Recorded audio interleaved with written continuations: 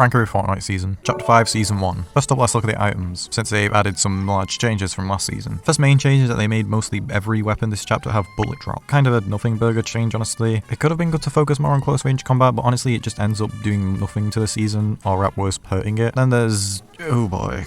Modding. Again, it could have been good if implemented right. Being able to fine-tune a weapon to your customization is a cool idea. The only problem is you can't. You either have a random spawn or in a vault, which is fine until you get a thermal 2x scope on your SMG and can't change it because you didn't land a boring mansion number 3. The third main change was medallions. These are gotten from bosses and currently give you shield over time, which is fine. Then they added movement mechanic nobody cares about until they randomly do it whilst trying to do something else and go, oh yeah, that was a thing they added for immediately forgetting it exists. Number 4, I think we're on. They added a train, which is somehow the best addition so far. The ballistic shield is bad, but it's the business spirit of thank god it's bad. The grapple blade is this season's movement item. There really isn't too much this has other than being a movement item. It just has no personality. Flurry Fizz is just kind of a better version of the shield keg. I guess the guzzle cannon didn't have the same ring to it. They also added items for Metal Gear and the Ninja Turtles. Not one for Family Guy though. Oh wait, I'm sorry, we got the famous Peter Griffin's hammer pump shotgun.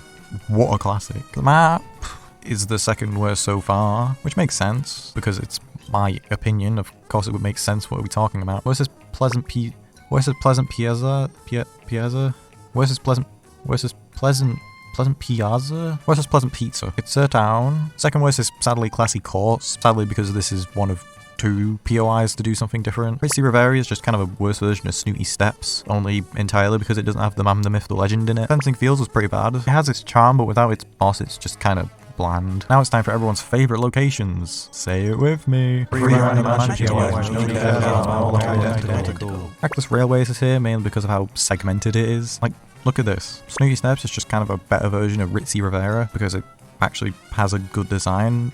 Well, what do you think I was going to do? Ruined Reels was great. It had a somewhat unique design and even had a poster teasing the next season of the game.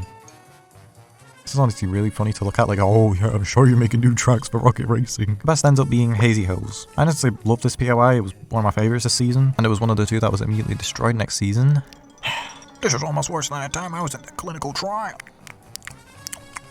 I think I got the plussy. Finally we have the Battle Pass. Worst being Snake. He's not even bad, mostly just kind of boring. Next is Oscar. Now, of the styles you would expect a tiger to have, Electricity wouldn't be ever close to the list. Nisha has a pretty good base style, but kind of fumbles with her other styles. Jones actually looks pretty good. Again, weird to have a noir style for him. And there's Valeria. She actually has some good styles and colours. Obe is great. A good design with good colours. I'm glad she became a part of the story. Better than Moisty Merman over Montague. Yeah, it's because of the superstars. He just works incredibly well with him. Who's this guy? So overall, I'm giving this season a B.